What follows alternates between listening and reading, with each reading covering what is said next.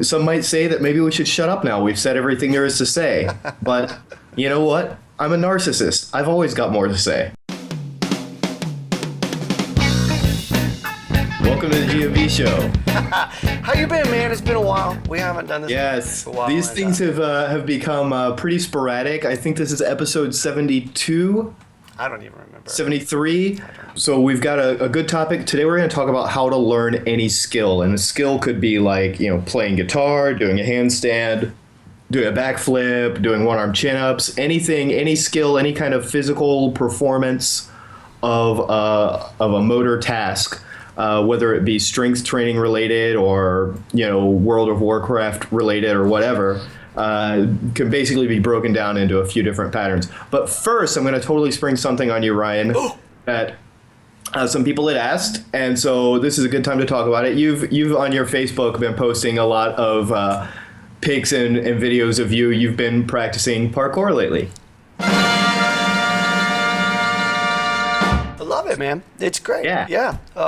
Something that you brought up to me, I think it's probably 4 years ago is when you first told me, you've got to be doing this, man. And at that time, the timing was off because we're working on the programs and trying to make sure the curriculum was on track.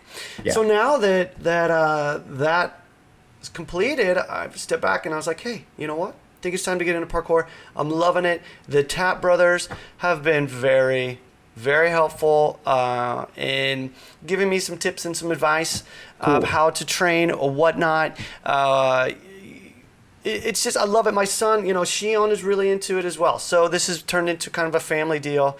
It is nice. It's really nice. And the one thing that I really like about it, there's many different things, but the one thing I like is that there's so many options when you actually take a step back and look at what's out there. And so a good example is when I was working on the one-arm handstand, I was so myopic in my training, which is not a bad thing, not a bad thing at all. But it's refreshing now to be able to go out literally anywhere you are and look at the environment and see how you can play with it. And I think that it's fun. It makes the training a lot more fun, gives a lot more options, to be honest. And as long as I'm doing it safely and not screwing up anything, I'm sure I'm going to be progressing. I'm not doing any crazy stuff like jumping off buildings or whatnot, but it is cool. If there are any of you out there doing parkour, which I'm sure there's a lot of you out there doing it, maybe if you want to give me some advice, that's cool. Just don't laugh at me because I'm very sensitive about whatever. So, I mean, also, it probably begs the question a little bit, too. We've got strength, flexibility, motor control, a bunch of different things. Yeah. And you're mostly now practicing parkour pretty much most of the time. You're not deadlifting or anything? You're not doing... No, actually, I'm not. I still do my strength training. I'm still using rings for part of my strength training. A lot of leg work. And then what else? There's still times when I'm doing a little bit of maintaining of things. For example, a couple of days ago, I did handstands again. I haven't really focused on handstands too much, but it was really raining, and I was like, you know what? Let's just do some handstands. So I did some handstands, a little bit of planches. I hate saying that. Planche. Yeah, man. But my main thing is parkour and seeing how I can get a little bit better at that and learning something new. That's really what I'm about right now, is learning something new. That's the great thing. I mean, you spent several years working on a certain curriculum of things and doing rings, parallettes, doing a lot of body weight stuff, handstands, and some basic tumbling and things. Yeah. And so it's good that you now get to learn something new.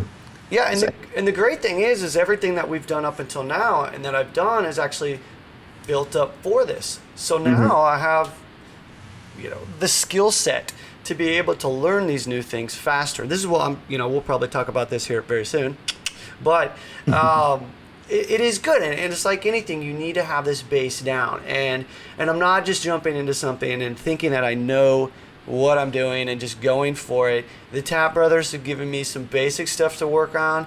I've taken my ego and put it to the side and gone right back to the basics of parkour and just working on simple vaults, learning those in a safe manner, and then trying them in different places so that I feel comfortable doing them anywhere. And then, of course, we do a lot of locomotive stuff in GMB, but taking that and seeing how I can apply it to different obstacles, different walls, railings, and things like that. It's a lot of fun. So it's a good carryover because I do already have that base to be able to allow me to practice it.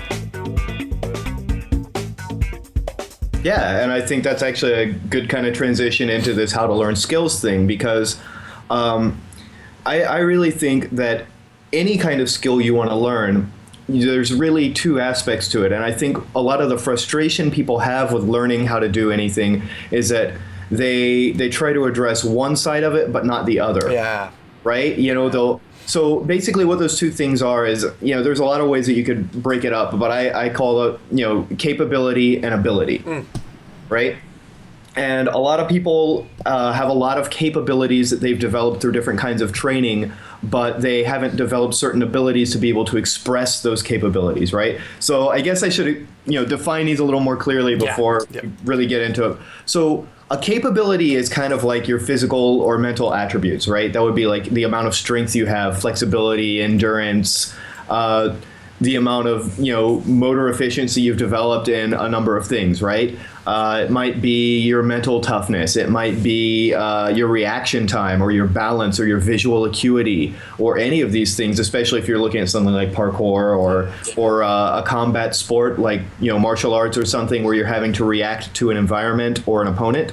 All of those things like balance and visual acuity can be the difference between winning and losing pretty easily. But the other side then is the ability, and that's given the capability to do the thing, given the requisite levels of, say, strength, right? Then the ability would be knowing how to actually do the thing. And one example might be when you're learning to write the alphabet as a child, right? In the beginning, your hand gets tired from holding the pen all the time, right? Because you haven't built up the muscles to the endurance to hold a pen for a long time and press it against the paper, right? You're also, at the same time, you're building the ability of writing the letters. And ability, what it really boils down to is in the brain, you're creating new neural pathways for every movement, every skill, everything that you do. Those abilities are hardwired into your brain as you learn them, right? So, the ability, the capability would be being able to hold the pen, right? Being able to have that hand strength and dexterity that you develop, and it grows as you practice the skill too, but the ability itself is being able to write the letters. And so, later on, the first time that you grab a piece of chalk and write on a chalkboard, you've probably got the capability there, and you've got basically the ability too from having practiced, right. So you can transfer the skill from one place to another because you have both the ability and the capability. Now, even going deeper with that example, both you and I speak Japanese, and so we have the capability of writing letters. We have the capability of drawing lines, but we didn't have the ability to just right away start writing Japanese characters. But thanks to that capability and us having learned the alphabet and taking the time to hold the pen and do that, we're able to actually learn it faster because as an adult. So if you look at a child, they're actually coming in, and my daughter, your daughter as well, learning Japanese, how to write Japanese is different because they have to work through that capability, get that capability as they're growing their ability to do that. So just kind of taking it out, looking at it a different way. And so in that case, we can already write English characters, but then to learn to write Japanese characters, well, I mean, in that case, it's almost the ability is a large part of it is just memorization at that point.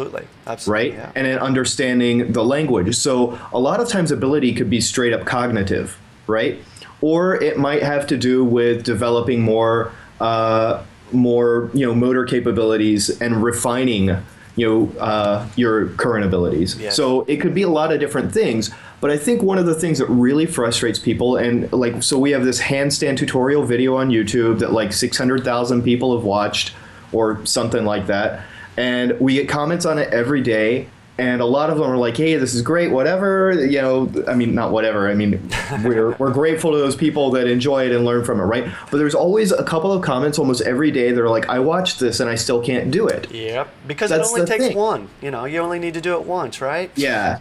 It just being able to see the thing does not confer on you the ability without having the capability to back it up. Absolutely. And that's the thing that people miss, is that the capability is composed of, having developed the balance, yeah, obviously, also strength, wrist, shoulder mobility, core strength, learning how to, and then the ability itself comes from being able to, make those adjustments and do the thing, right? But it comes out of practice. Absolutely. But there's a lot of abilities and capabilities. I'm sorry, there's a lot of capabilities that are missing from a lot of people when they try to develop that new ability, right? They just try and jump to that.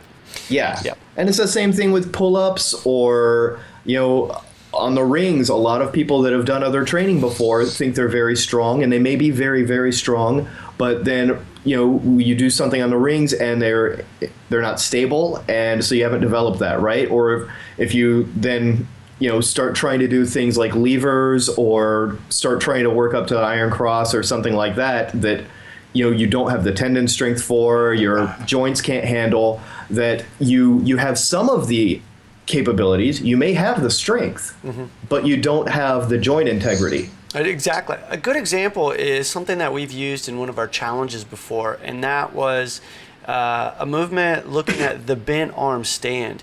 And a lot of people will look at the bent arm stand, and for those of you who don't know what a bent arm stand, basically think of a handstand, but then you bend your arms to lower yourself as if your head were going to touch the floor, but you stop there. And so it's kind of a halfway point in between the handstand and having your head on the ground. And so you're keeping your head off of the ground and your arms are bent.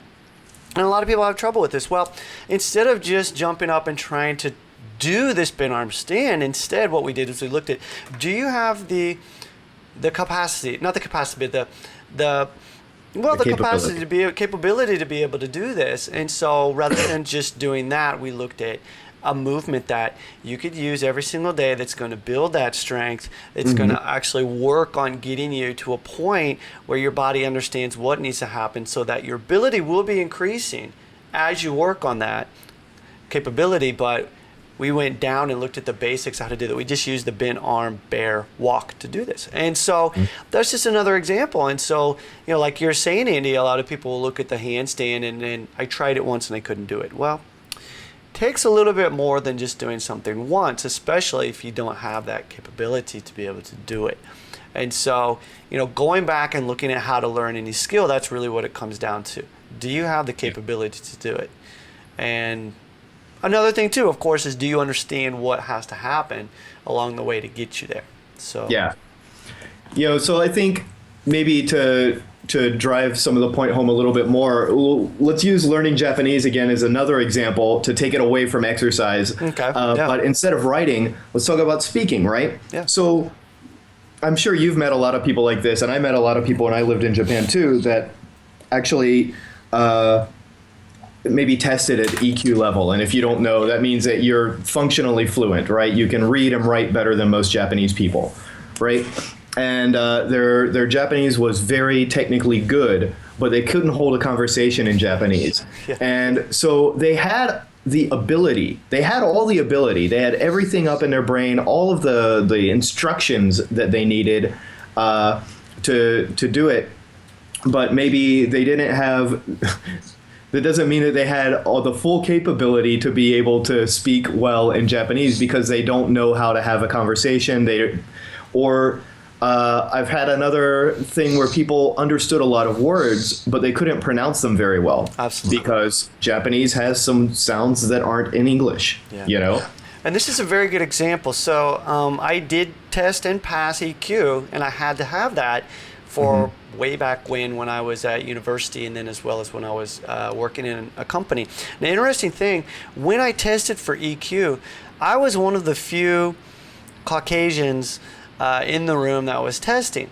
Now, predominantly in that room were Chinese and Koreans. Now, They had only been studying Japanese for a very short period of time. They needed that EQ test in order to go to university. So what they did was they crammed all of the information in there as fast as possible just in order to pass this paper test. So just like you were saying, it doesn't necessarily mean that their level of conversation is there so that they can properly communicate and survive in the Japanese community. But that's just fine because on the EQ test, there's no conversation testing portion of it. It's just a written test. So, is that good? Is that bad? Doesn't matter. We're just looking at right now is that I'm sure they passed, and I'm sure, great, they got into university, but there's that big difference in being able to actually use it because you spent the time working on the capability and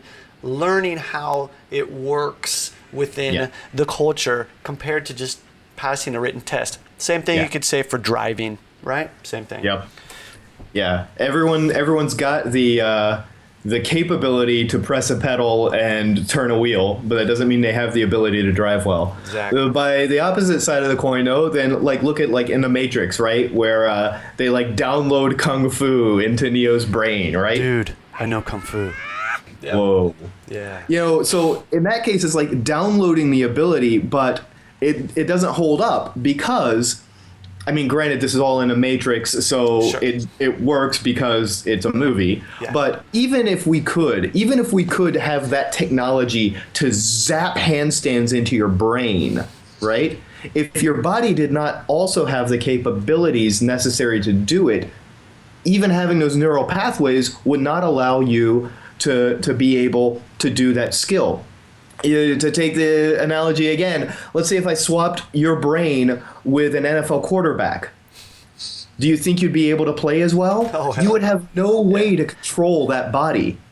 Right? It would be extremely, extremely hilarious to watch somebody get their brain swapped into a quarterback and try to control that, right? So that's what the difference is between capability and ability. Capability is kind of a prerequisite for a real ability, but as you build capabilities, you can practice related abilities that are perhaps at a lower level of complexity. So, for example, if you're looking at the planche or something, well, you can't just do a planche, right? It takes time to build up to it. But as you're building those capabilities, you're also practicing related abilities. Absolutely. Related skills. And so it's not like you have to take time off of practicing the planche and just work on your strength and your elbows and your shoulders and all of that. You develop those capabilities as you practice other related abilities. And so a lot of people, this is where they might refer to it as a carryover skill. And that straight arm strength that you're creating while training for the planche obviously is going to work well for other related skills. So again, you're building both. You're building that capability to be able to jump into another skill and have the ability to do it faster because you've built that proper straight arm strength in the case of the planche. So, which is a very cool thing. A lot of people, unfortunately, though, don't see that. Yeah. And so, when learning a new skill, think of things that relate to the particular skill that you want to learn, the new skill. Have you already learned something similar? And if you have, what are some of the capabilities as well as the abilities that you have from that can carry over to that new skill? And that's a good way to learn something a lot faster. Yeah, definitely. I think we have to be careful too with this as well, because I know some people are probably going to listen to this and they're going to say, well, my goal is, the muscle up, right? And I'm strong, but I know that I'm missing some capabilities in order to be able to do the muscle up. It's not just a matter of practice. I'm limited in, muscle up isn't really a great example because there's not too many capabilities besides strength you could be limited in. But let's say handstands then, because let's say you've got plenty of strength, but your shoulder's messed up. And you say, well, should I never practice the handstand anymore until I spend 6 months working on my shoulder? right? Should I stop everything and work on this one capability and then try to work on hand balancing again? Well, no, because No. as you're working on building your capability, there's other abilities you can work on and related abilities. You might not be able to get your arms fully overhead to do a straight handstand, but you can still work on wall handstands. You can be working on all kinds of different hand balancing drills, even if you might not be as straight as you like. You can work on a bent handstand, you know? But you don't need to stop handstands while you fix this shoulder issue. So don't, we can say that capabilities are prerequisite in some ways, but don't think that you need to stop working on abilities to build the capabilities and then go back to it. Absolutely. Because that's just going to make you get really, really frustrated with life.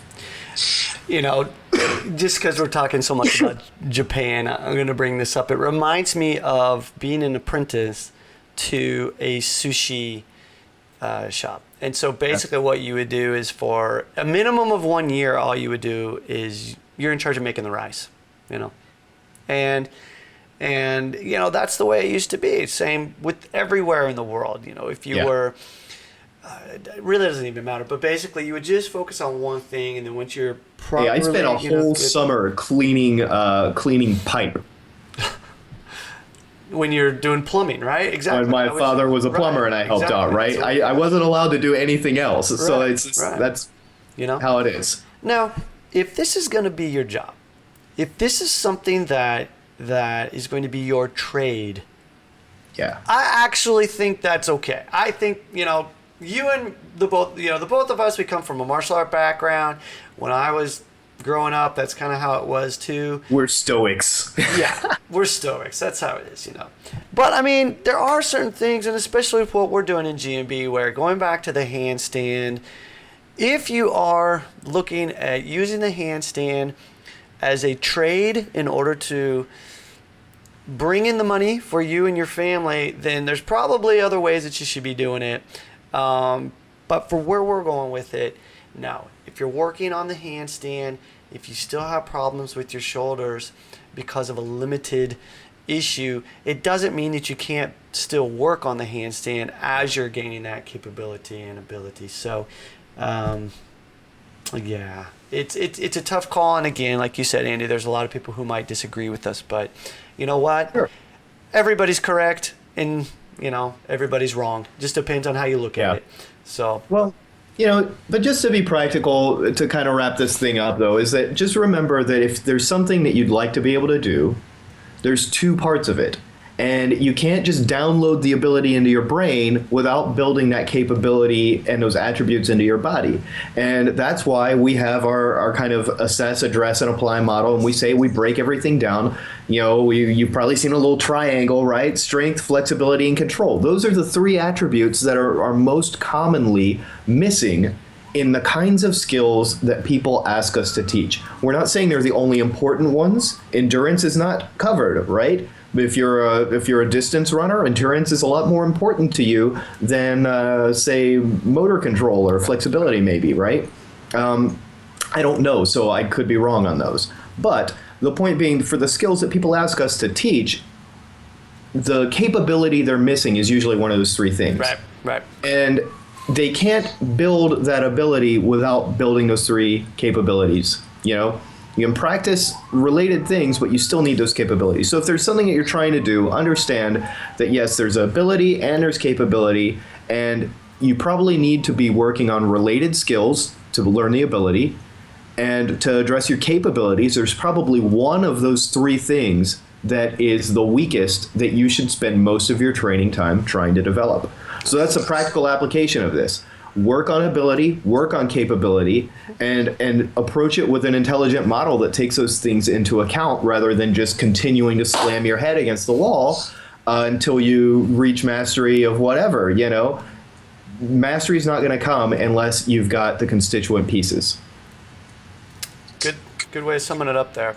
Yeah, I have nothing to add. That's great. That is wonderful. If there is something though that we talked about within the show today that you're still having a little bit of trouble getting your head around, Yeah. contact us because we love talking about this kind of stuff. So let us know if you have any questions, and maybe it will lead to another topic that we can discuss on another show that we do in the next 6 months. So if you ask hopefully, questions, I promise it won't take us 6 months. yeah, exactly. Thanks though for listening. We always appreciate you putting up with us, because we're so difficult to listen to. Haha. Keep those questions coming if you do have questions. Hopefully we can do another show pretty soon. And yeah, that's about it. We'll wrap it up. All right. Until then. Keep going. For more great info, join us over at gmb.io. And be sure to check us out on iTunes and YouTube.